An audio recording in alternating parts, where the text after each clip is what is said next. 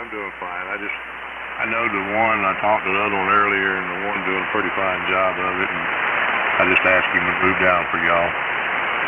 Oh, thank you. Yeah, I was listening to him talking about antennas, and I made a comment earlier that we had a net stopping at 3:13 or 3:30 earlier. I guess it's about 25, 30 minutes ago. Really nice guys. All right, I helped y'all out. Tell Jim I said howdy. We'll catch y'all a little later. I'm going to go back down and talk with him. KG4, WQQ. All right, WQQ, KC4, WQQ, with the beautiful sounding audio. N9G.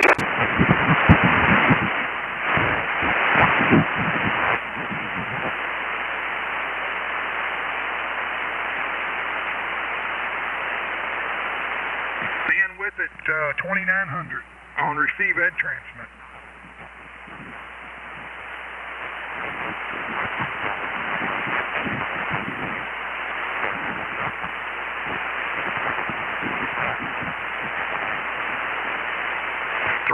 PM.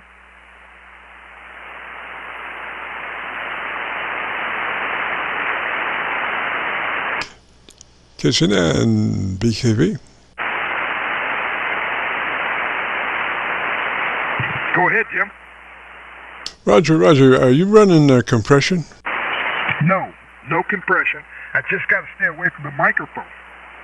No, I think you can come up, as long as it's to the side of your cheek there, touching the cheek. I think you can run it that way. Roger? All right, I'm doing it right there. There's adjusting the cheek, and then GTO. Are you liking what you're hearing? Oh, yes, sir. That's much more stable. It's much more consistent than the other way. It was kind of in and out, Roger. But when you touch the corner of your lips, that proximity kind of establishes itself as this is about as loud as you're going to get unless you swallow the mic, you know. And so you're very consistent when it's actually touching the corner of your lips. Roger that, Jim. That's not a problem. I got that, and it sounds better, too. I like what I'm hearing. N9GTO.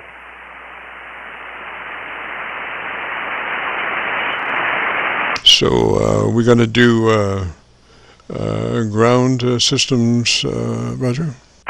Roger. All right, we'll do that after the intro. Sounds good. We're good for the intro now. Matter of fact, it just kind of get things going just before you hit record, just between me and you, N9GTO. Well, I'm already recording, so see, you're late. Well, that's even better. Yeah, I'm going through my notes here that I made. Well, I'll tell you what, a friend of mine, he just got a top-loading capacitor hat for his mobile antenna for a screwdriver. And boy, did it make a difference. Man, consistently. The higher the coil the Q produces, the higher efficiency of radiation. Roger. So does this turn out to be like a middle coil, Roger? Yeah, the capacitor hat is like multiple elements sticking above the loading coil where the whip is. The whip's totally 13 feet above the ground level of the vehicle. Boy, is that thing sounding good. A kilowatt output, and I mean, no matter where he turns the vehicle, it's staying right on. I mean, it's just, you're talking about an enlargement. He's got an enlargement right there. Roger. Now you say the bottom half is 13 feet. What is his clearance going through the overpasses? From the ground all the way up is 12 feet 10 inches. I'm saying 13. I should say 12, 10, 12. But it's being laid back a little bit. But here's what it is. He has a coil, a tuner, that's basically motor, 12-volt motor that goes in and up and down to get frequency resonant with this stinger. And above the pipe is a stinger with that capacitor hats. And then the stinger goes up to about 11 feet, 3 inches, probably about that. Wow. So I'm trying to visualize this. So it's coming out of his car, Roger? It's coming out of the back of the car. It's on a mag mount, Roger? No mag mount. It's off the bumper, off the side.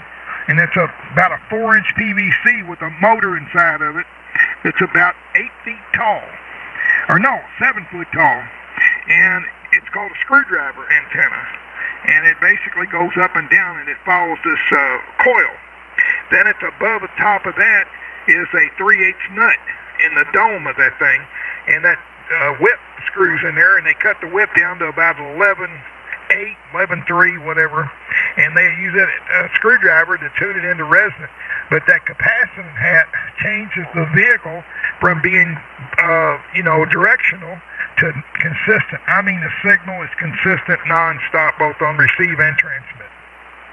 Roger. So I'm still trying to feel this antenna out here. Is it got a telescopic piece on the bottom half? It goes up and down a coil. Think about your loading coil inside your tuner. There's a motor that turns that coil where the wire goes up and down, and it adjusts the frequency. That's what it does in 9GTO. Okay, so but the coils are not exposed to the elements of the ice and snow and all that stuff. They're enclosed, right? That is right, like a 3-inch or a 4-inch PVC. Roger, it'd still be something else if he were to misgauge an overpass or something. He hasn't had a problem so far. He stays away from anything that's, semi-height. If it isn't semi-height, he won't go in. Roger. And I guess it's coming off one side or the other? Yeah, it's coming off the driver's side. And like I said, if he went under an underpass that was 12 foot, he wouldn't have a problem with bending that stinger back. The stinger's about 8 foot off the ground. And then you got not stinger, but the loading coil that looks like a big tank circuit that goes up and down with the 12-volt screwdriver. And it's all encased in that plastic box to keep the salt and the elements out of it. Roger. Well, and so he would be, it's coming off the driver's side and the back, so he would be hot off the front on the passenger side? No, with the capacitor hat, it makes him all the way around level. The capacitor hat is just above the van, and it makes the consistency on receive and transmit 180 or 360 degrees. Roger. So he's not getting much radiation off the bottom coil part? No, it's all about the top. That's where your high voltage is, and the coil's not bothering at all. It's amazing how it's working. I've been talking to him last night, and man, he's just been, Roscoe. I'm going to send you a link to your email later tonight of what it looks like, and I got a picture of it, by the way, picture of his van. And it doesn't have the capacitor hat on it, but you can picture right above the plastic dome, there's a capacitor hat going out about 3 feet all the way around the circumference. Roger. Well, so when he goes around the corner, does it fade or fade up, fade down? No, it doesn't. It stays consistent all the time. Excellent. That capacity hat has changed everything.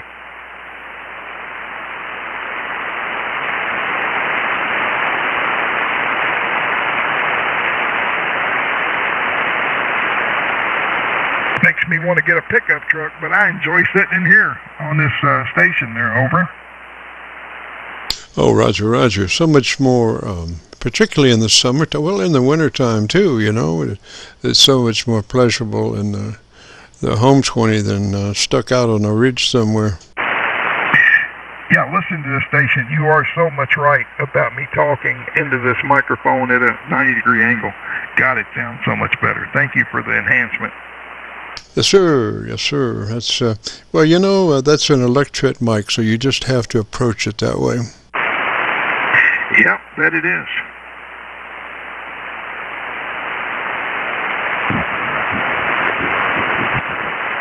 What time we got, Jimmy? Getting close. I'm looking for the intro.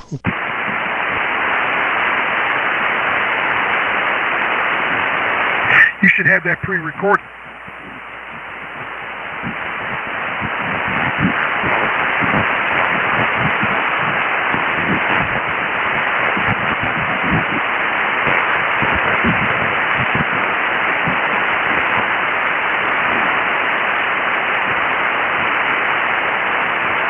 Okay, coming up on Showtime.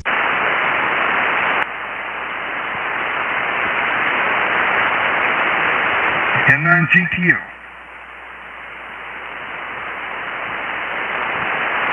And good afternoon, everyone. This is Kilo Charlie 9 Victor Kilo Victor. My name is Jim, and this is the Friday afternoon Qso-Vlog network. This is a directed network, and I am net control. If at any time during this net should an emergency arise, please notify net control, and we'll stand by and allow those in need to access this frequency. Is there any priority or emergency traffic at this time?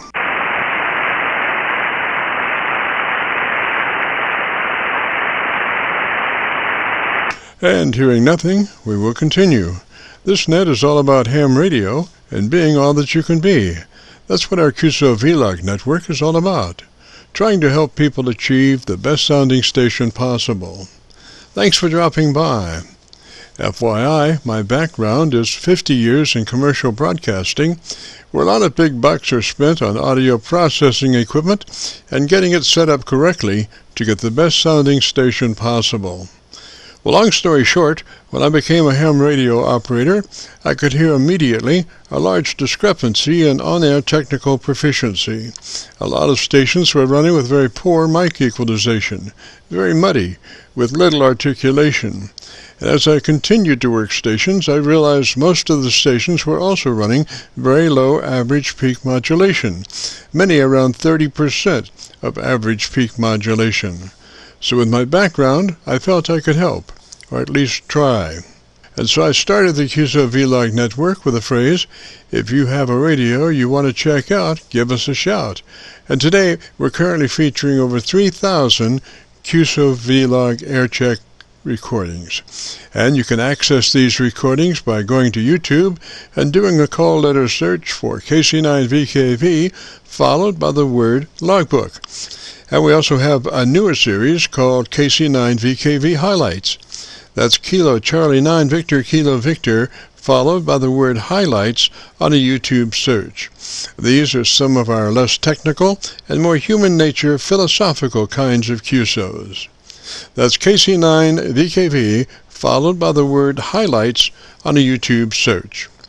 Both KC9VKV Logbook and KC9VKV Highlights are segments of our main YouTube homepage of Jim's Radio Story, where we celebrate a 50-year career in commercial broadcasting. A 50-year journey from a 5-watt pirate radio station as a 12-year-old to production director of a major 50,000-watt AM broadcast facility. And the thing that makes this truly a unique story is that I have all the actual masters from all along the way. Over 2,600 shows, including many full-length major music concerts and radio documentaries. You'll have to check it out and subscribe. Jim's Radio Story on a YouTube search.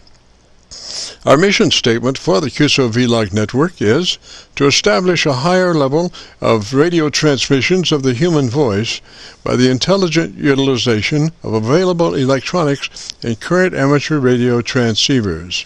Also today on the transmit side, we'll be running our no SWR specially oriented resonant tuned dipole antenna.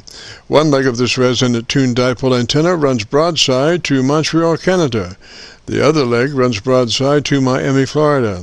As we were constructing our station, our mantra was 20 over from Montreal to Miami with a hotspot in the Carolinas. And although conditions may vary, the general performance of this antenna supports its mission. Also today we'll be running our input source indicator. So when we switch from an internet SDR receiver to our local receiver, you'll be able to hear the switch and see the switch. You'll have to check it out on our Qso-Vlog video. And with that being said, this is the Friday afternoon Qso-Vlog network. And let's open it up and see who's out there. My Elmer, I hope, is out there. Elmer, are you out there? I'm out here listening in, Jim. Yes, sir. Well, gosh, this is a very eventful Friday afternoon. I'm hoping, anyway. It will be. we were going to talk for a moment about grounding and the importance of grounding. I'll describe my grounding situation here. I'm running 3 9-foot grounds, or 10-foot. I don't know, after a while you forget how long they are, but they're 9 or 10 foot, separated each one from the other by about 3 feet, but kind of in a line there. And what I do is to break up, I'm thinking of it as RF to grounds, and so I want to break up the kind of the power aspects, relationships. And so I've got my SB220 running to 1 ground, and that the SB220 is also the antenna switching system and all of my other stuff on the high voltage side, or high wattage side. And then I have one for my radio to go out, and then I have one just for my mic preamp, because it didn't seem very smart to me to ground my mic preamp to my power output amp. It seemed to be inviting disaster. So I have 3 doing the grounding. Roger. Roger that. Well, Jim, I have found out that the single point grounding was the best. If you have 5 pieces of gear in line, say you have a radio, you have a watt meter, you have a tuner, you have an amplifier, and so forth and so on. Doing a single point grounding from each one of those units to a bus bar, like a 1/4 inch, 1/2 inch, 3/4 inch conduit, like copper, and then having that going to a ground rod itself, say a number 6 gauge stranded, or whatever you can, I'll tell you what, RG11, RG13, anything. You can take and flatten that out, put a solder on each end of it, and use that as your bus bar going to your, because some of that copper strap costs a lot of money. But you can bus bar that, and it'll do real well. But single point is the way to go. Take it over to one common bus and take it out. Don't daisy chain it to each one of the units. You'll cause yourself more problems than it's worth. And plus, the microphone will bite you in the lips in 9GTO. Roger. Well, I do a centralized, but I don't use a bus. I do a very centralized. I'm using a split bolt, a very large split bolt, and I'm using RG8 as my ground straps, and I'm running right to the split bolt for 5 devices like the radio and stuff like that. But I do want to keep my microphone ground. I can afford to do that because I'm just right outside a window as far as finding my ground, and it just makes a lot more sense to keep that mic ground away from the high wattage, because you're talking about a minus 50 dB mic level versus a SB220 wide open. Oh yeah. Well, you can remember this. There's several multiples, but you can go to any website and find it. You got to remember, the mic bites are the nasty RF. You got the gritty, fuzzy audio sounding, the distortion, the malfunction of electronic keyers sending wrong characters, the RF touching metallic objects in the shack, power at jitters on a regulated power supply, unregulated, crazy SWR readings, and then your desktop computer going crazy, and your monitor jitters, fluorescent lamp, all that stuff. And then you got your panels and separate equipment moving on their own, and you got distorted audio here all over the in-flat speakers in the PC as well. You name it, home appliances and the vicinity. I had one thing, Jim, I had a dishwasher that was acting as a current node oscillator. Whether it was on or off, I had a 40 over on all frequencies. And 9GTO, back to you. On the receive side? On the receive side. Roger. Well, those El Cheapo Walmart, not Mart, excuse that, Walmart power supplies do tend to generate quite a bit of QAM. Those the transformer ones are a lot better for less birdies. You never want to daisy chain your equipment and then run to a ground bus bar. What you're doing is quite common. You bring everything from all your equipment like a star diamond, what they call a star shape. Each piece of equipment has its own wire going to a split boat. The split boat then takes it out to the ground rod. That is the way you want to do it. Yes, sir. That's the way we got it. The only difference is that we have a couple of other ground rods that are doing other things other than that. And I do have in that split boat, that main split boat, I do have about 6 or 7 things that are grounded there. That's the beautiful thing about the split bolt. It keeps opening up, and you just keep jamming in. I'm using like RG8 jumpers, so you just keep putting those jumpers in the split bolt and tying it back up because you got plenty of room to do that, and that does make for an absolute ground. Even as opposed to a long bar, because you do have wavelength relationships in a long bar grounding system. Yep, and I'd never have any of the wires identical. Each wire needs to be a 1-inch difference, 2 and 3 inch difference, going from the PC to the transmitter, 100 watt, to the linear amplifier, to the tuner. Just have each one just a little longer, a little shorter. It's going to your split boat or your bus bar, whichever you're using. Roger, and I have that. I'd kind of drape it off the ground lugs to the split bolt. Not a straight line as such, but just kind of a little drape there, so in case, you have to move equipment around or something, you've still got room to move it. It's not just a straight line, but it's, not too loose either, Roger? Well, yes, but lightning ground, safety ground, RF ground, it's so important. It really is. And they can go to the ARRL website just to get a touch of it. And then, of course, Bill Orr's got a lot of stuff on there as well. But it's very important to have a simple RF grounding, lightning protection as well, to keep those artifacts from coming on and causing you all kinds of problems. A lot of guys have gotten out of ham radio. Some of the young guys had just got out of it because they were beat by the ground deal. But you've got safety ground, lightning ground, RF ground. You've got so many things and articles as well for mobiles. There's just so much information out there to be found out about, and you can just find out what your need is and work with it. There's a chapter of the ARRL handbook in chapter 8 that pretty well gives you a lot. And also too, if you've got a grounding issue where you're in an apartment complex, if you take a quarter wave piece of wire and tie it to the back of your transceiver or amplifier, whichever you're trying to do, or all three of them, hang them out the window, that's a current node, that will pick up that counterpoise, and that will act as a current node distribution and take that out. By the way, put a wire nut at the end of that because it's going to have a high voltage node, but you can do that as well to get rid of some of the stray harmonics. Roger that. And then, also there is the electrical ground situation. And I have heard some folks say to not use the electrical ground, like the third wire, ground wire, and most outlets today to not use that. But it seems to me that would not be a good idea unless, now here's the thing.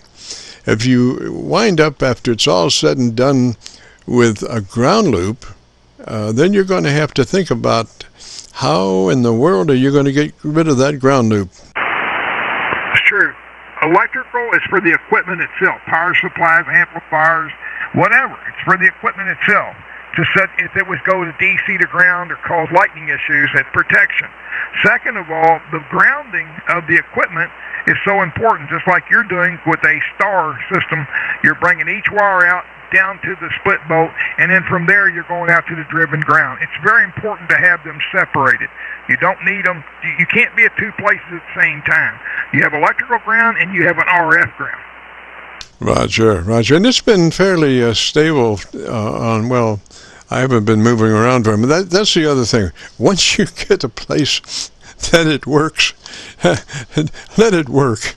If unfortunately, a lot of folks are just jumping bands from here to there and everywhere, and you're very lucky if you're running power and don't have some problems when you start moving from band to band. Roger?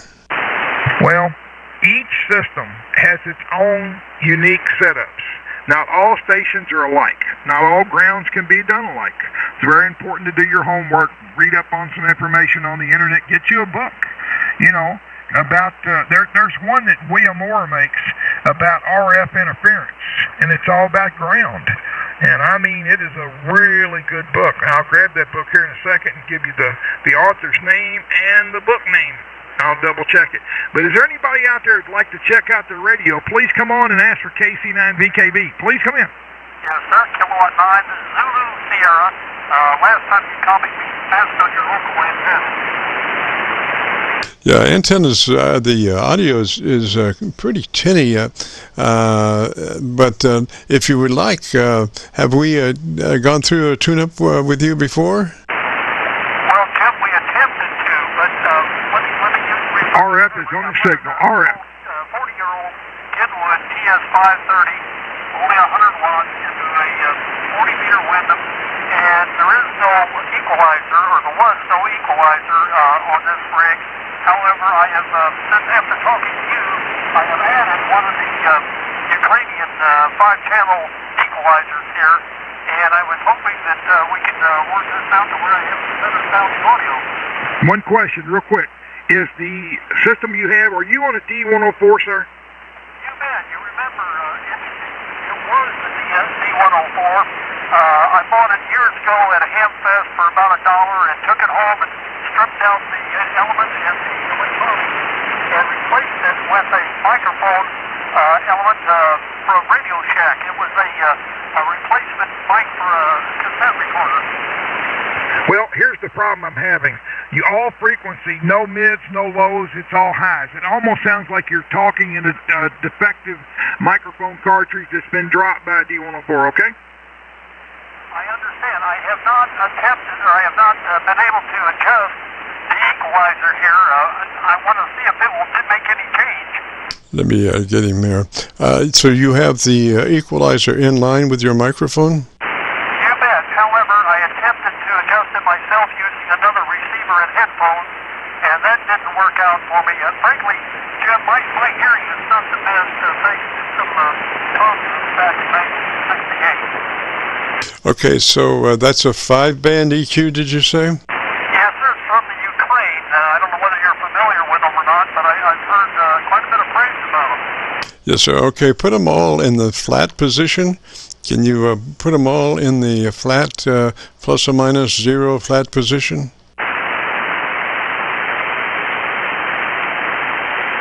They are all now at 0 dB. Okay, now come up. What's the top treble frequency that you have? What's the uppermost one to the right? Okay, to the right is the 3 kilohertz adjustment. Then the next one, of course, is 1.2 kilohertz, and then down to 500 hertz and 250 hertz, and the very bottom is 80 hertz. Roger. Okay, so your 3 treble EQ, 3.5 or whatever it is, go ahead and take that up plus 6. Roger. It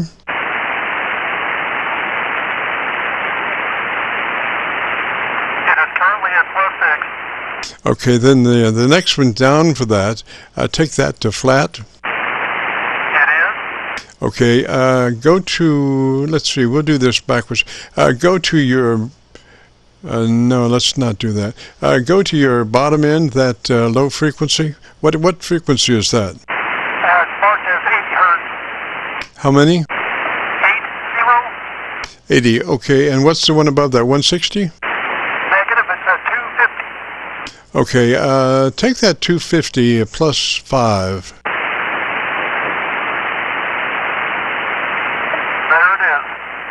Okay, go back up to the top there. You have something in the mid-range like 1 kc or something? Yes, sir. I have a 1.2 kilohertz. Okay, 1.2, take it down minus 4. There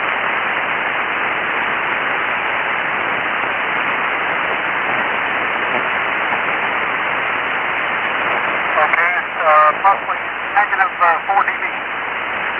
Okay, so we probably need to reset your audio. Do you know how to? Go to your ALC for a minute. Comment. Go ahead. Yeah, it sounds like his transmit bandwidth is in narrowband to start with. This is Alpha Fox 1 Uniform Sierra. Brian, back to you guys. Roger, Brian. I think it's an El Cheapo microphone, but and his radio is old. Before they had options, he's probably running. I think he's running like 100 or 300 to 2600. Is that right? I'm not really sure without getting out the manual here, Jim. I am monitoring ALC, and right now my meter is in the ALC range. Roger. How old is that radio? 40 years old. How many? 40. 40 years old. Well, okay, so you're down there. You're probably at best 27 or so. So I think we're giving it a run for the money there. I think in this case, though, what we want to do is go back and reset our ALC level, because when you do an extensive EQing, then you need to go back and double check your EQ levels. I mean your ALC level. So let's go to your ALC, which is the meter right below the power meter or thereabouts, and we're looking for a sweet spot of 2/3 or 7, whichever comes first. And what I mean by that is, as you say the word audio, don't stress it, just say it like you would say any other word, but it's not the whole word. You just need the part, and adjust your mic gain until your ALC meter is running 2/3 or 7, whichever comes first. Okay, quick question. I have mic in and mic and out on the equalizer box, along with compression, which is down the minimum right now. Do you want me to adjust that ALC range up using the control on the radio or the one on the box? Just leave it right now like it is, and because it was, you were full volume before we started EQing, so just go to your ALC now and set your level. Sweet spot is 2/3 or 7, whichever comes first. As you say the word on and adjust your mic gain. There we go. Okay, so tell me about your antenna system. Okay, we got a 40-meter Wyndham up at about 25 feet, and it's being fed with El Cheapo 300-ohm twin lead. Okay, you got some distortion in there, so let's do this. Let's go back to flat on that outboard equalizer. I think we've got the right idea here. I think you really probably need another microphone. A nice new desktop microphone is what I'm really thinking you need, but I'm going to try to get you going with what you got there. But I think you'd be much more happier with a new desk mic. Sir, do you have a hand mic with it? Okay, you want me to zero out all the equalization? Yes, sir. Yes, sir. And do you have the hand mic that comes with that? No, there was never any microphone supplied with this radio, nor was there any microphone supplied with the equalizer unit. Okay, I have one other question. What is the level of your microphone volume? What volume is your mic attenuator in the radio? Right now it's at a 7 out of 10. Okay, that's good. That's not too hot. Sometimes folks get carried away and get very hot signals coming into their mic inputs, like a 1 or 2, and that's just kind of divided, asking for a problem there. Ideally, you want to be like, 4, 5, 6, 7, somewhere in the middle area of your volume, mic volume, which indicates that the incoming signal is in the range that you're looking for, not very even close to overloading the front end of your radio mic preamp.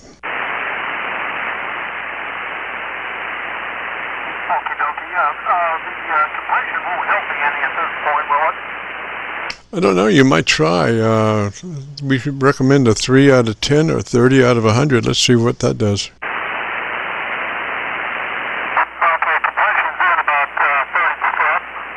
No, just go ahead and get rid of your compressor. It sounds really bad. Okay, this is K9VKV. Okay, so let's just do an experiment. Let's. Do you have an output control on your output board equipment? Yes, on the equalizer box there is output, input and output. It says mic input, and then there's one for out. Okay, and what level is the output of that device? Stay on mic. I need to hear you, Roger. I say it's about 40%. Okay, turn it down to what level is it? Like noontime or 2 o'clock, 3 o'clock? Is it a round control knob? Yes, it is, and it's right at about 12 o'clock. Okay, so that should be nominal. And what's your input level? It is at minimum all the way down. Okay, so that may indicate that you're overloading the front end. Back off that mic about, just out of curiosity, back off about a foot. Still look at it, concentrate to talking to it, but put yourself about a foot away from the mic, Roger.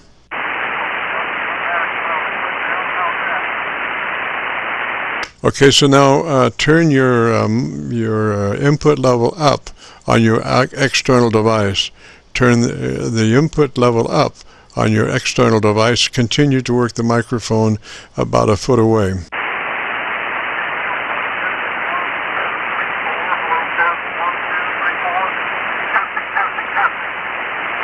Okay, continue to bring the mic level up. 1, 2, 3, 4, 5, 6, 7, 8, 9, 10, 20.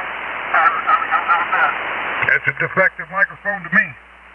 It sounds like RF getting into your device there. It's the feedback distortion correlates with your input level to your device. So probably you would need to turn down from where you are to where you were, I guess, and we'll just do it on the output. That seemed to be about the cleanest, Roger.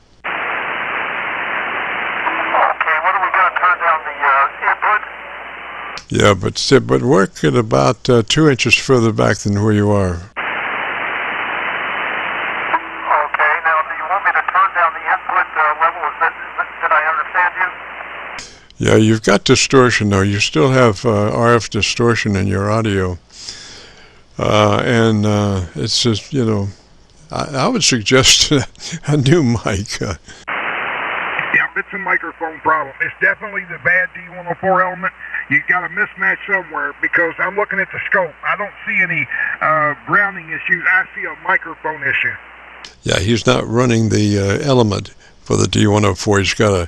He's got a cheap dynamic, I guess a dynamic in there. Do you have an amplifier in your microphone? Negative, I do not. Okay, so and this microphone that you put in there is an element, a cheap element. Is that right? Yeah, I think it was around $3. Yeah. I would just get a, go down to your, go down to your music store and get one for, almost nothing. Depending, it'd probably be better than where you are right now, Roger. Okay, we'll give that a try. I also could probably find something online. Yeah, one of those El Cheapo karaoke mics would probably be better than where we are with that system at the moment, Roger. He needs 1,000 ohm input. Try to find you another D104. I think I copied one from an old D104. Yeah, but he doesn't have the preamp in the mic. He does not have the preamp in the mic, so he's going to be running a high impedance D104 element into an input that's low input, and it's probably, I don't know. Mismatch. Sir, you said the radio was a 520 Kenwood, right? Well, same thing, same processor, same finals, same preprocessor, same speech amp. To me, I just don't see how you're going to get a 600 ohm or 250 ohm microphone to sound good on that. If I was you, I'd try to find another microphone that has the preamp built in it with the D-on-4. It sounds halfway decent. I would suggest just a mic without a preamp, and let's just do it straight in. I mean, he's got the EQ box, so maybe with the newer mic, we might be able to EQ the, EQ the radio a little bit with the outboard EQ. Can we hear the mic without the EQ box, please? Yeah, I can disconnect here and reconnect. Please do.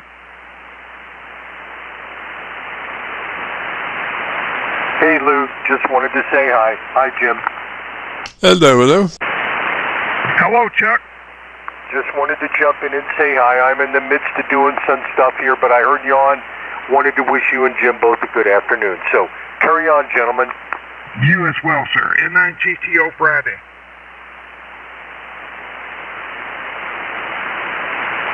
I think that microphone is pretty much going to sound like it did the other way.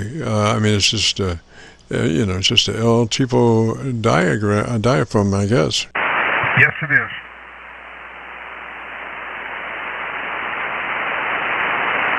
I believe it's electric.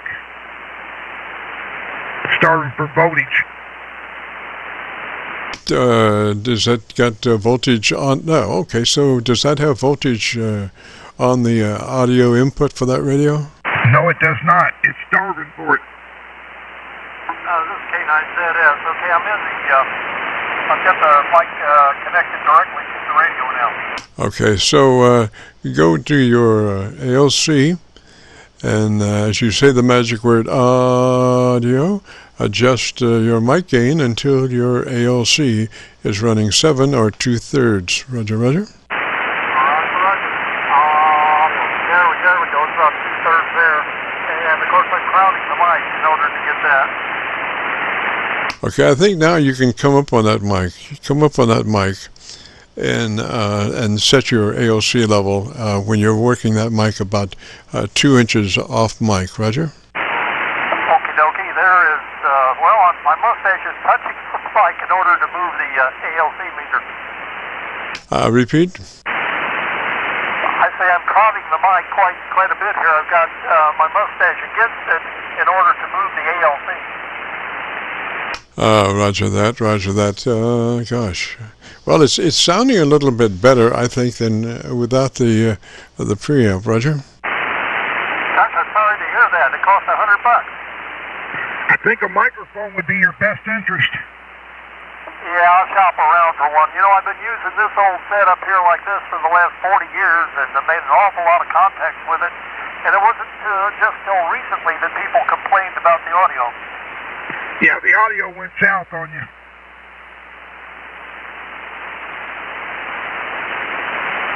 I was just looking here. I found another one of these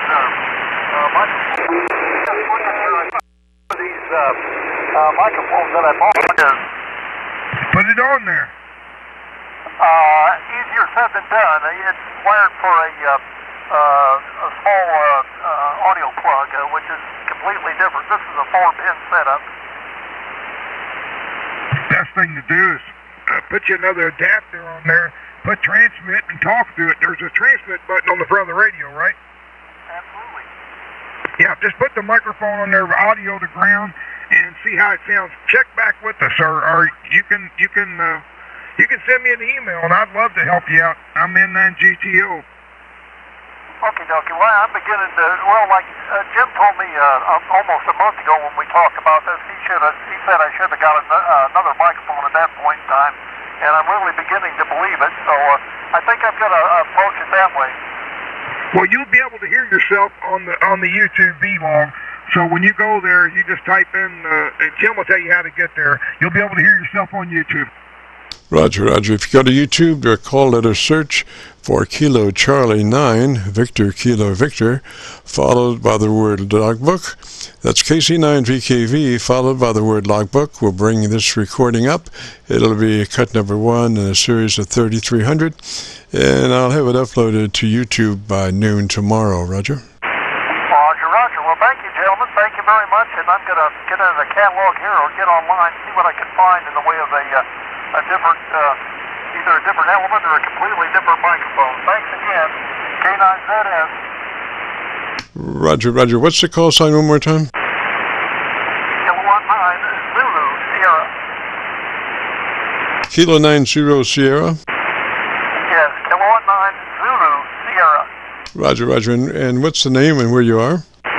My name is Don, Delta Oscar November, and I'm just a ways north of you. I'm up here just outside of Indianapolis.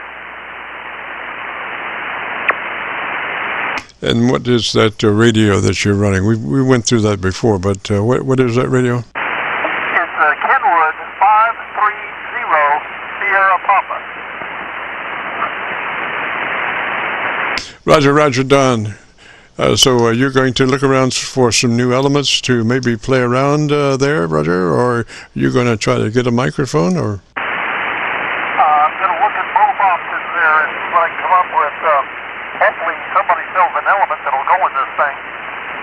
Roger. Now, gosh, depending on how familiar you are with electronics, if you were to have a little electret microphone element somewhere around there, and you built a little battery bias circuit. Well, I'm only saying this if you're familiar with how to utilize electret condenser microphones.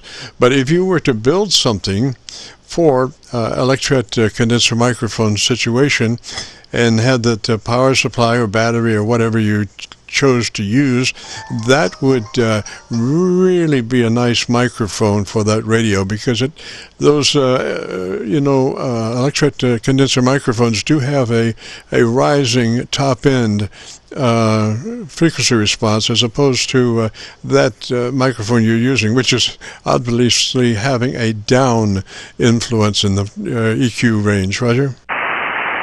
I've got an old, I don't even know where this came from. I've got an old Turner Plus 3 here that has electronic, it has a board in the base of it. I don't know what that thing is. I would use that. Try that. That's a pretty good microphone. Okay, you want me to go through the processor with it, or just directly to the radio? I would, do you have it there? Will it plug into the radio now? Yeah, it'll plug into the radio. I'll have to put a battery in it. Please do. Okay, stand by. K9ZS. Oh, I feel that there's going to be a nice surprise coming. God, I pray and hope so. By the way, ladies and gentlemen, the Bill Orr 21st edition is downloadable from archives.org. If you get in there and sign up to be a member, you can download the whole book for free. And it's got tons of RF articles. It's got everything. This thing has got over 1,144 pages of information about amateur radio, and it's free. On Internet Archives, type in Bill Orr, Robert Orr Radio Handbook 21st edition. W9, number beat. Go ahead, station. Go ahead, sir. Hello, gentlemen. Hey, Jim, how you doing? This is Mike. I was talking to you when your radio went kaput the other day, a couple weeks ago. What was the problem? Did you figure it out? Well, obviously you did. You sound fine now. Yeah, I didn't do anything. It was somebody that was doing a 6 KC carrier that was intermodulating with my signal. I didn't do repair anything, or just that's the way it was. We just fired it up the next week, just like it was, and just like it is now. Well, you sound back to the way you always sounded. And the other gentleman that's on the Kenwood, what kind of microphone is he running? Is he on wide transmit bandwidth? It sounds like he's on narrow, or you got a bad car seat. Oh, Don, is that who you're talking with? He's got a bad mic. We're trying to get a Turner Plus 3 on there, Roger. He's on a 40-year-old radio, a 530 Kenwood. Oh yeah, that's like that's the 530. I'm not familiar with that. I'm not familiar with the 520, but I know the 530 is kind of an older radio. Yeah, his bandwidth must be around 2.6, somewhere around in there, maybe 2.5. Sorry, we doubled. This is Don, K9ZS. I'm on the Turner mic now. It's a little better, but here's the issue. Have you checked the tubes in your audio? I'm sorry, have I checked the what?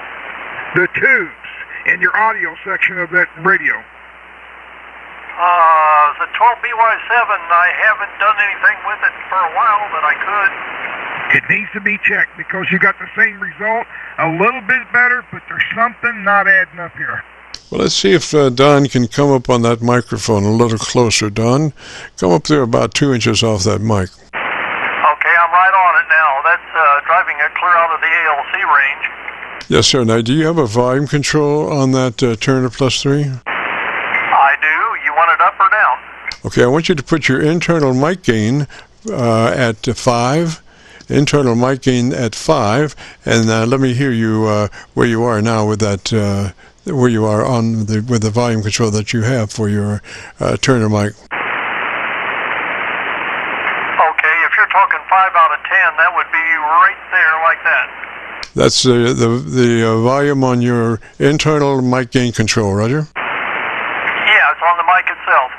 No, not on the mic itself. I'm talking about your internal mic gain on your radio, Roger? Okay, I've got it clear down at about a 3 now because it was banging the meter around, but I can put it up around 5. There's 5 like that. Okay, now turn your your microphone down. Turn your mic down to about 2. Okay, mic's down about 2. Bring it up to 3. That should be about 3. And tell me about your antenna system. Once again, it's a Wyndham, 40-meter Wyndham at about 25 feet, fed by 300-ohm twin lead. I would run it just like that. And, unless you're going to get another microphone, I would run it just like that. Okie dokie, and I'll check out that, I've got a tube tester here, so I'll check out that tube before long. Roger, you're clean. I don't hear any RF in your signal. And let's see if there's something else I was going to mention. So go back now and check your ALC meter for 100% by,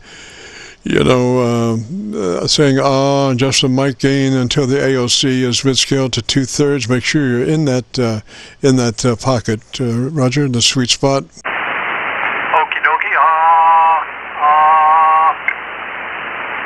Sir? That looks like it right there.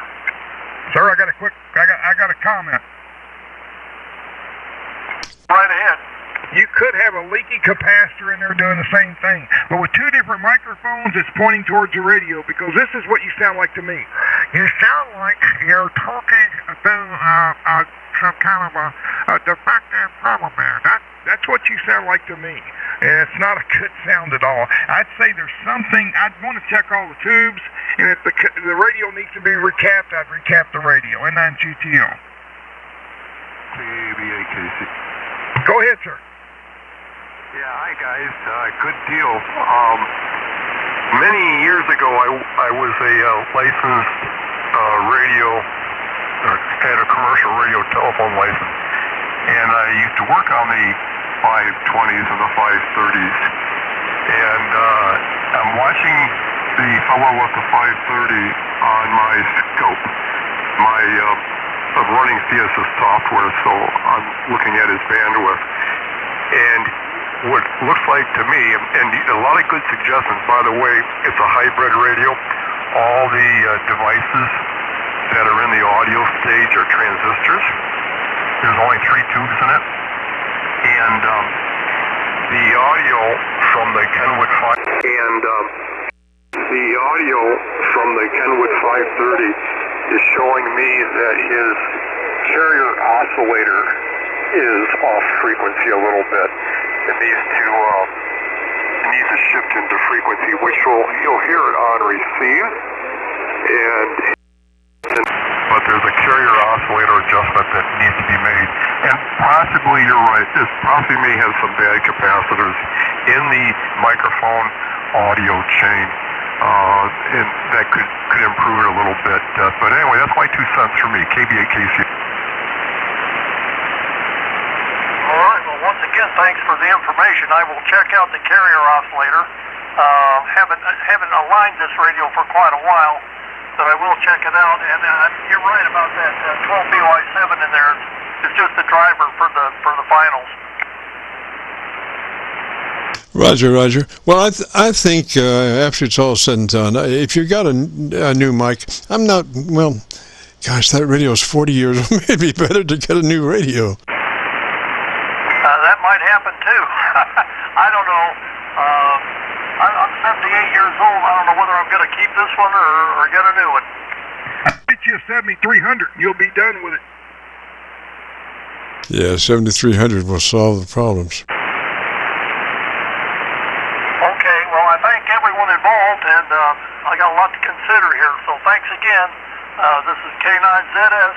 Clear and thanks. Roger. But the way you have it right now is probably the best of all that I've heard. So I would run it just like that. But I would keep that ALC meter out and be looking at that ALC meter, as you're talking to your friends and neighbors around the world. And just remember that that's the Bible for your radio. And you want to try to keep your voice in that sweet spot of 2/3 to 7, whichever comes first. And you might have to touch up your internal mic gain just a tad, because you're right there now. And I wouldn't want to shift around on the outside levels. We've got that you're into a no distortion situation by being at approximately a 5 on your input level control. So I would do just a little variances on your input level control, Roger, to keep it in that sweet spot of 2/3 to 7, whichever it is.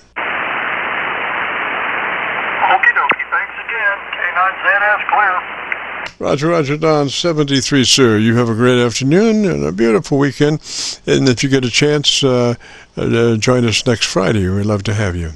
This is the Friday afternoon Qso-Vlog net, and Lou in 9GTO, my Elmer's with me. Yes, indeed, I'm here.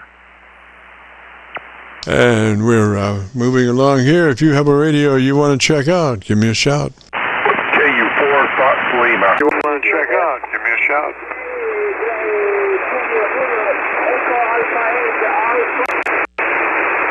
This is KB8 KCO. How's my Hermie light sound?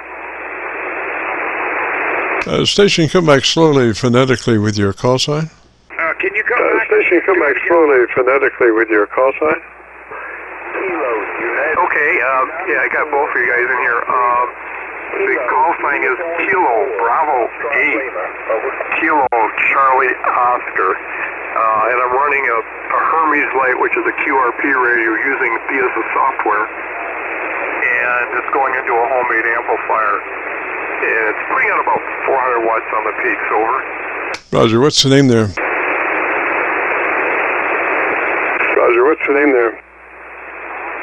Yeah, sorry about that. Name is Bob. Baker Ocean Baker. Roger, Bob, and whereabouts are you, sir?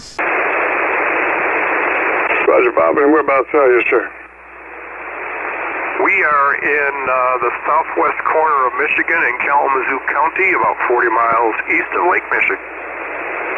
Roger there, Bob. And what radio is that?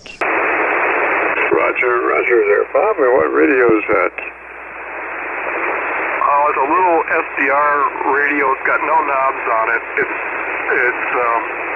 similar to what the Flex 1500 was many years ago, but it's actually a little bit better. It's called a Hermes Light, and it's into my Ethernet cable, which goes into my computer, and then the computer's running some software called Theosis, and and it's a 4-watt, 5-watt radio. And then to get any kind of power out of it, you got to run an amplifier, and I've got a homebrewed amplifier, and that has 20 tiny transistors. I call it the triple T. Over. Roger. Well, it sounds pretty good. What kind of microphone you running there? What kind of microphone you running there? This is a computer gamer's headset. I bought it at the lumberyard. It's a headset, so it's got, the earphones, and then it's got the mic that hangs down, and that goes into the sound card in the computer. And it's a little sensitive for some background noise. I don't know if you can hear it, but I can see in the scope. It's picking up some of my fan noise in the amplifier. It's very omnidirectional, which is, I don't like that, but it is what it is. Yeah, it sounds pretty good. I would, if possible, maybe move it out in front of you as far as it'll go, and then at the last minute take a 90. Try to get that microphone capsule away from your mouth in front as far as you can get it to try to reduce mouth noise, Roger? You can get it to try to reduce mouth noise, Roger? Okay, that's a good idea. I got it way away. Hearing some of my breath noise. Over. Okay, now, are you familiar with how to set your level? Set your level?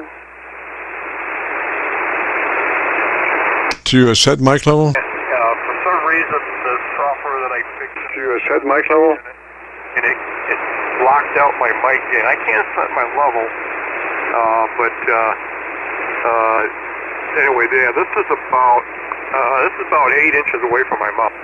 Okay, once you come in there about 2 inches off your mouth and turn it to the side of your lips where you're, working across it, but actually touching the side of your lips, Roger?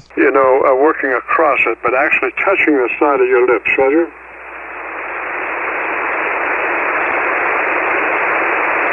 right, we're doing that. So we're at the sides there. Okay. How's that sound? Okay, now you're actually touching your lips, and you got the mic pulled down. Pull the mic back just a little bit more. Lips, and you got the mic pulled down. Pull the mic back just a little bit more. Yeah, not quite touching lips. I'm about 3/4 of an inch away from the lips. Okay, go ahead and touch your lips. What we're talking about here is that's a hand mic, Roger? Talking about here is that's a hand mic, Roger? No, it's a headset. It's the earphones are in my head, and it's got a little gooseneck flexible thing that connects to the headset, and so once I set it towards wherever I set it towards, it stays there. I can't move it around with my hand. Roger, sounds pretty good right where it is, just exactly where it is, and the way you're working it. And so I'd make note of that, the proximity of that microphone to your mouth, how far it sticks out, and how far you are away from it. I would be very consistent about working it that way, Roger? Away from it? I would be very consistent about working it that way, Roger? Yeah, okay, thanks. I got to turn on my monitor. I got to turn it off because I can't stand that thing.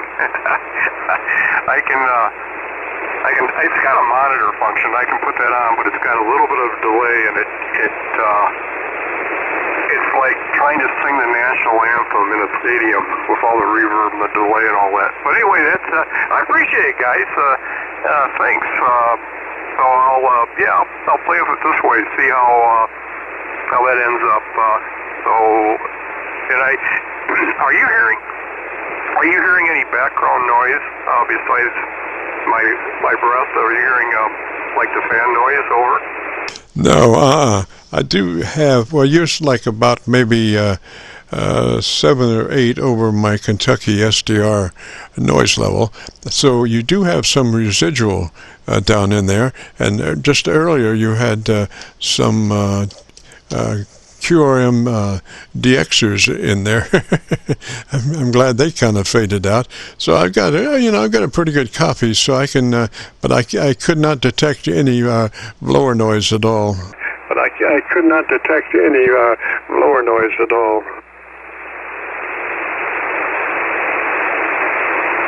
Okay, one other thing I didn't try.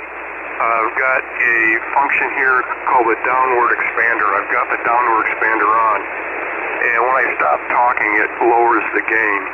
I just turned it off, so now the downward expander is off, and that it may have an effect on some of the residual noises that you're hearing. Over. Okay, and again, I would run it just like that. I don't think you really need that downward expander. I mean, you're going to be, you're going to be off your key. It's not like you're recording consistently, even when you're not, talking. So you're going to talk, and at the end of when you talk, you're going to unkey, and you're going to be out of there before that downward expander even can, do anything. So you don't really need that downward expander, I don't believe. But now, on the other hand, if you talk like that, you might need a downward expander. You might need a downward expander. Yeah, good point. Yeah, sometimes I talk like that, not very often. Usually I talk like I'm talking right now, and unless I've got the monitor on, then I do that because the delay in the monitor is I don't know. Some people might be able to put up with that, but not me. Anyway, I do appreciate it. Again, so anyway, I'll bow out of here and let you guys continue on with what's going on here on 7.188. So 73 from now, KBA KCO.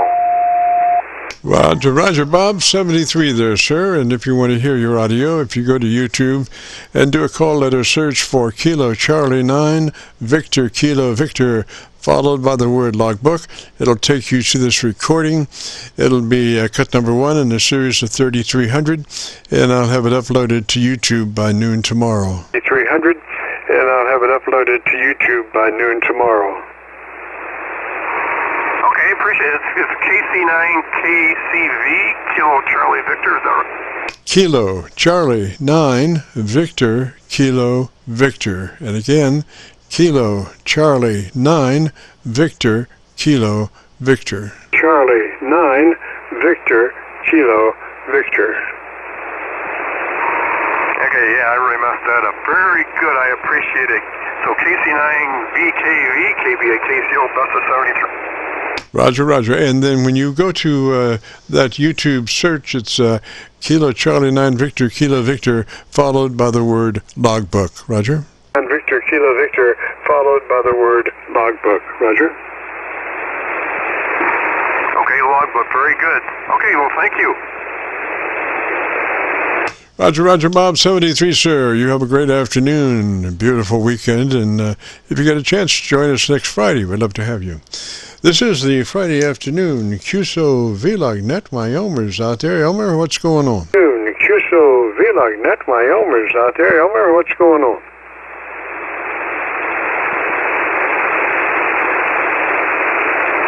Well, I thought my Elmer was out there.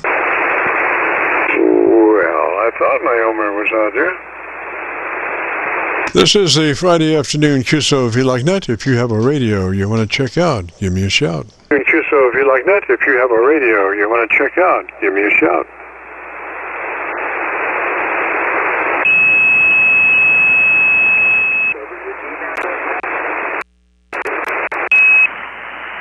I think I heard somebody in there station calling, come back slowly phonetically with your call sign. Station calling, come back slowly phonetically with your call sign. I'm back.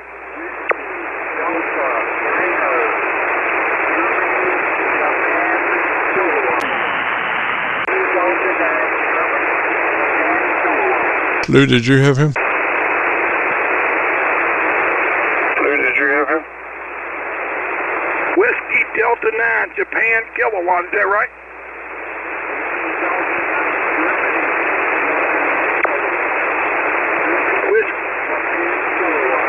Whiskey Delta 9, Japan, Germany Kilowatt. Go ahead, see if Tim can find you. Tell us a little bit about your antenna system, sir.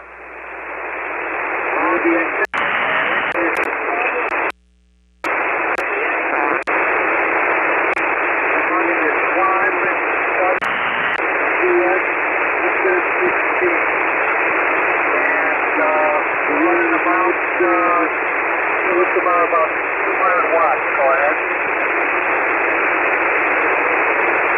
ahead. Station, what's the name there? Station, what's the name there? Name is Mike, Mexico, India, Kilowatt, Echo. Roger, Mike, and whereabouts are you, sir? Where are you located? Roger, Mike, and whereabouts are you, sir? Where are you located?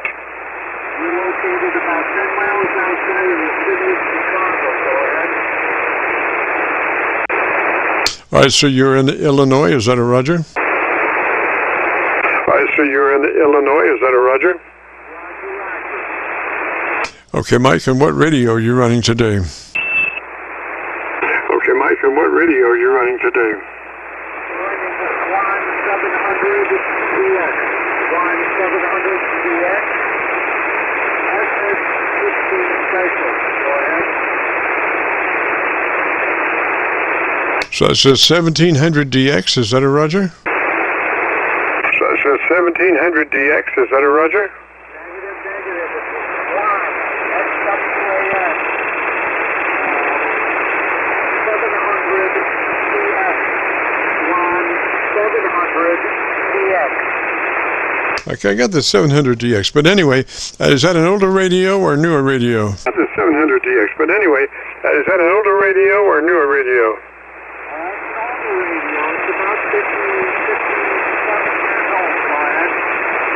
Roger, Roger. Well, are you familiar with the TBW? We want to run that radio in the 100 to 2900 TBW transmit bandwidth. Are you familiar with that? TBW, transmit bandwidth. Are you familiar with that? Okay, well, look in your book if you have a moment, and we want to be in that, you might take notes right now, we want to be in that 100 to 2900 transmit bandwidth, Roger? That 100 to 2900 transmit bandwidth, Roger?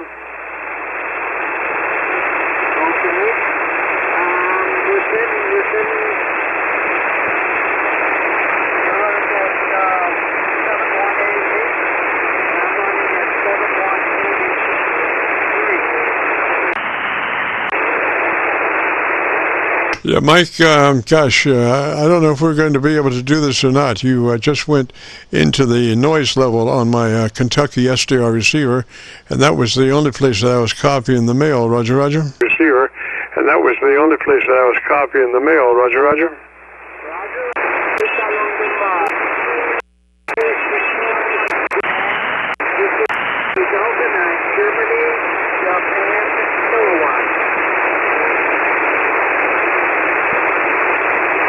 Roger, Germany, Japan kilowatt, is that your call? Germany, Japan kilowatt, is that your call?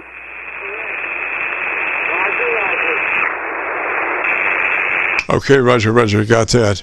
Yeah, I think maybe conditions might change a little bit. You're really close there, but it's just hard to pull you out right now. But if my signal comes up to you, then give me another shout, Roger. If my signal comes up to you, then give me another shout, Roger. Roger.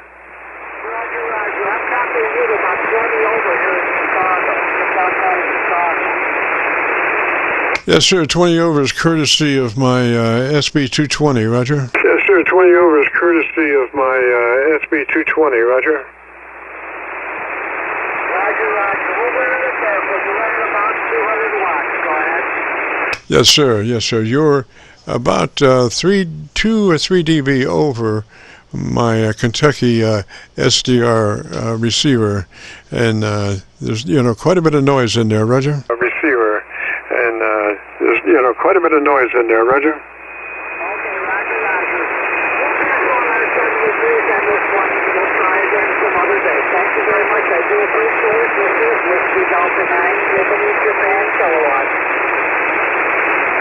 Roger, Mike, if you want to hear that, if you go to YouTube, do a call letter search for Kilo Charlie 9, Victor Kilo Victor, followed by the word logbook. That will take you to this recording. It'll be cut number 1 in a series of 3,300, and I'll have it uploaded to YouTube by noon tomorrow, Roger. And I'll have it uploaded to YouTube by noon tomorrow, Roger. Roger, Roger. Thank you very much. Good luck. Roger, Bob, same to you, sir. This is the Friday afternoon Qso-Vlog net, and my Omer's with me. If you have a radio you want to shout, give me a radio. I forget how that goes. If you have a radio you want to check out, give me a shout. I forget how that goes.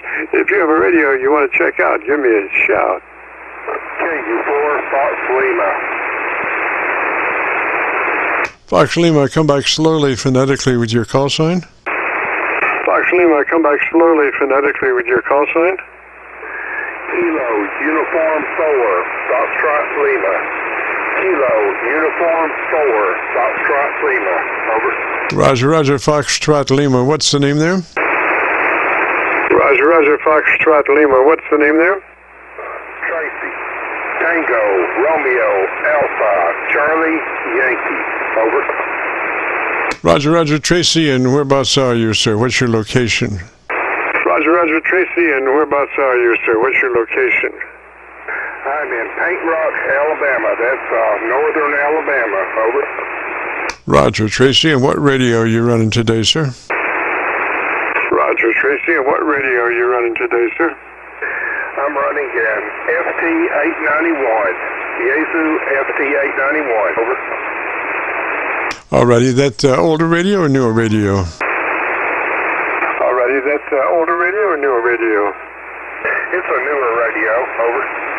Okay, so you have probably an adjustable transmit bandwidth. We want that set on wide, which is 100 to 2900. On your AOS, your TBW, we want it wide, 100 to 2900. Roger. We want it wide, 100 to 2900. Roger. Roger, Roger. Actually, we went through this a couple of weeks ago, but I had to take some notes and worked on it afterwards, and I just wanted to check in again today and see how it's sounding after I've made the adjustment. Over. Roger. Well, it's got a good top end. I just wanted to be sure it was as best as it could be. And so you're in that 100 to 2900. Is that a Roger? And so you're in that 100 to 2900. Is that a Roger? Roger, Roger. Excellent, excellent. Now, let's see, and your compressor processor's on at a 3. Is that a Roger? Let's see, and your compressor processor's on at a 3. Is that a Roger? That's a Roger.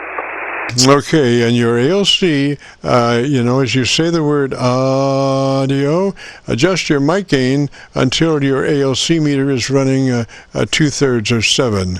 Until your ALC meter is running 2/3 or 7. Audio. Okay, let me make an adjustment.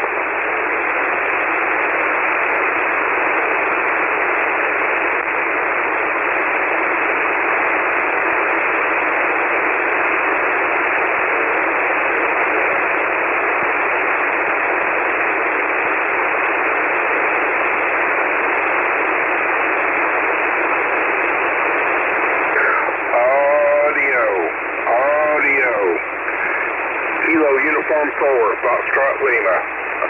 Roger, Roger. That looks really good. Why don't you tell me the best thing you like about your radio? That looks really good. Why don't you tell me the best thing you like about your radio? Well, I guess the best thing I like about it is the fact that it has a separatable head and everything, and so this is going to be my mobile 70 that had the separatable head, but I did not have the separation kit for it.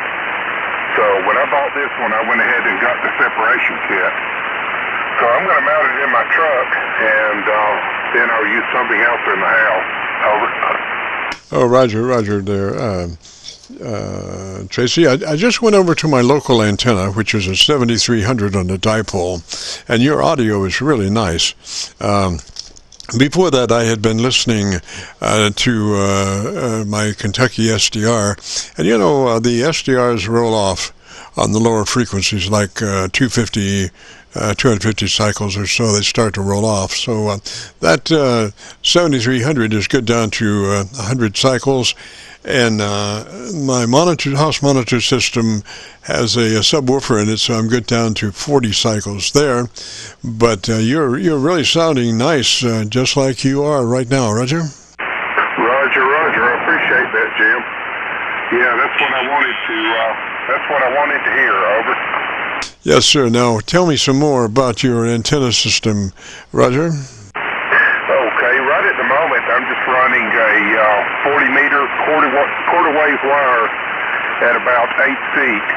And when I talked to you earlier, I had a random wire fed by a 9-to-1 onion, and I had just bought that onion. Well, it burned out or something because the SWR went crazy on it. So I returned that, and I have not put the random wire back up yet. But I'm running a quarter wave 40 and 15 wire with a counterpoise. Over. Roger, really sounding good. I wish I had a better copy on you. I didn't zoom around, but I should have. Why don't you tell me some more about something I don't know about, and I can look around and see if one of my SDRs is hotter now than what it was. Okay, we'll do now than what it was. Okay. Like I talked to you before, I was actually only about the same length as this antenna, which is a quarter wave on 40, but it was fed by a 9-to-1 onion, and that onion failed. So it was made in China, so I sent it back and got a U.S.-made 9-to-1 onion, and I'm planning on putting that up with a longer wire antenna. And as you're supposed to do, I'm going to avoid all half-wave segments of any of the bands I'll be operating. But at the moment, like I said, I'm just running a quarter wave 40-meter wire, which I operate on 40 and 15. Over. Roger. Well, it's sounding really good there. Gosh, I'm not sure that. Well, my personal philosophy is the less stuff that you have in the transmission line from one point to the other to blow up, the better you are. So if you are, like in my situation with my dipole antenna, I've only got a very short coil at the bottom of my transmission line going up to my dipole. And there's no way that's going to blow up. It's just like, about 9 turns of RG8 or something like that, Roger that, Jim. I've always felt the same way, too. I like the simple antennas, and that's why I've kept this one up as a backup. But I probably am going to replace this one with just a 40-meter inverted B, and that way I can always fall back on it if I need to. And 40 being my favorite band, that's the one I'm going to use the most anyway. Over. Roger. Now, just remember, as you go on a slant antenna, it's important that both ends of your antenna seem to go at about the same angle, up or down. There has to be a relationship, in kind of an even relationship of what you do with that antenna, whether it's 8 foot off the ground straight out, or they both are vertical antenna or slant antennas, as long as there's a similarity between the one and the other. Because my situation was I had one half of my antenna was way up in a tree, and the other half was kind of from about 13 feet down to about 8 feet. And I never could really get the SWR out of that because, and I found out that later when I lost my high spot in the tree, and I had to go to about the first limb on that tree instead of way up, and all of a sudden all of my SWR just went away. It was like 1-to-1 almost. And I'd spent almost 4 years trying to get that antenna SWR down, and it just took an accident and the deal was that the one end wanted to see something reciprocal of what was happening at the other transmission line, or not transmission line, but radiating wavelength. Roger? Roger. Yeah, it sounds like it became unbalanced, and the dipole is designed to be a balanced antenna, so he kind of lost that, I guess. Over. Roger. Well, you would think, now I'm adjusting both ends of that antenna, that I could compromise and get something going, but when you have a dramatic difference between one half of a dipole and the other, you're going to probably have some difficult times in reaching a relative good SWR situation there. Absolutely, Jim. Wire length is one thing, but it's not the only thing, because anything those elements come close to are going to detune it to a certain extent, and when you're detuning it, you're doing the same thing as changing the antenna length. Over. Yes, sir. That's really true. So if you happen to cross by some limbs or something before you get to the insulator, I would definitely, and depending on the power that you might be running, I would put some kind of a double insulation if it goes over a limb or something like that, because the tips of those antennas is if you look at the waveform, that your current is at the close end and your voltage is at the far end, and I had a situation where my end went over a limb right before it went to the insulator, and I looked at it one time, and I actually had burn marks on. I was using some kind of RG59 or something as a radiating antenna part, and it actually had burn marks through the insulation to the limb. So I did replace that with a water hose section that insulated right where that limb was. Yeah, roger that. Well, tell me this, Jim. Have you ever considered surreptitiously running a long wire into that park behind your house? Well, it could be, yes, but no. I would prefer that both halves of the dipole be up in the air and be relative to each other. I've got a pretty good earth ground, so I don't really need to run a ground wire just for being a ground wire. And plus, I'm running about 5 different antennas up there off the tower for different bands, and they're all unbalanced, right out of the radio, and so I do have a lot of ground wire up in the air. Roger, the negative aspects of the transmission lines are all around up there. Roger. Roger that. Yeah, I have a lot of ground wires on the ground because I tend to run inset wires for the most part. I have a lot of trees around here, and it's, like you said, pretty difficult to keep it balanced when finding a way around all those trees. And also my house has a metal roof, so it's actually part of the ground on the antenna I'm running now. Over. Oh, Roger, it would be. So you would be excellent for doing a cloud warmer with all that metal roof, Roger. Roger that. Yeah, that's pretty much the way this antenna is. It's horizontal and not very high, and it's fed against that roof. Over. Roger. Now, you're in Illinois, right? You're running 100 watts? I'm running about 80 watts, and I'm in North Alabama. That's right. That's right. I didn't read my notes.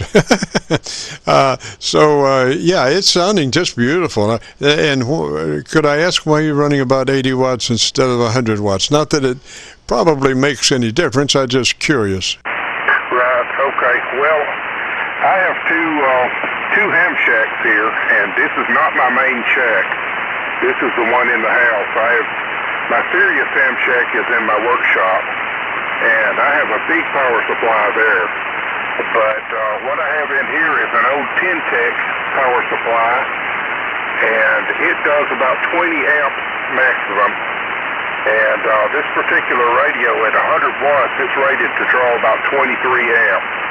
So I run it at about 80 watts to not exceed 20 amps. Over. Roger. Do you have a voltmeter on that transceiver?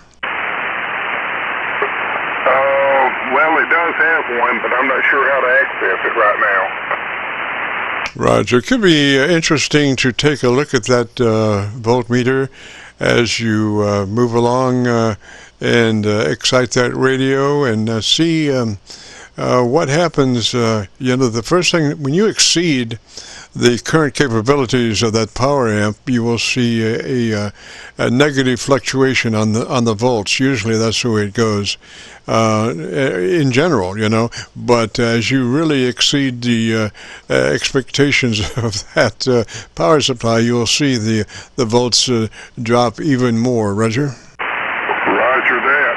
And that would tend to show up on the transmitted signal also. Over. Roger. I'm not sure it would be distorted. It probably would be distorted, and it'd be flat topping and all that kind of stuff. But there's not going to be a hair's worth of difference if you run 80 watts or 100 watts. I was just curious why you were running 80. Roger that.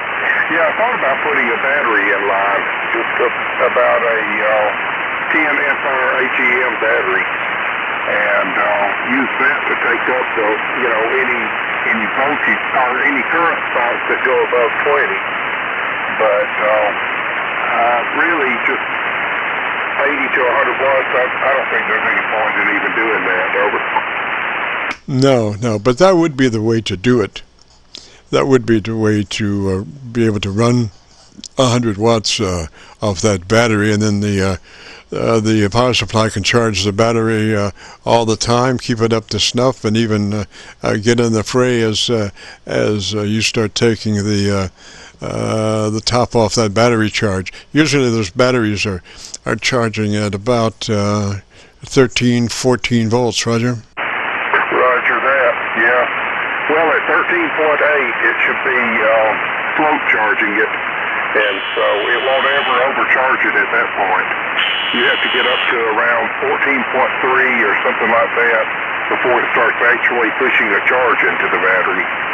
So all that would be doing is just kind of keeping it from draining it below the full charge level. Over.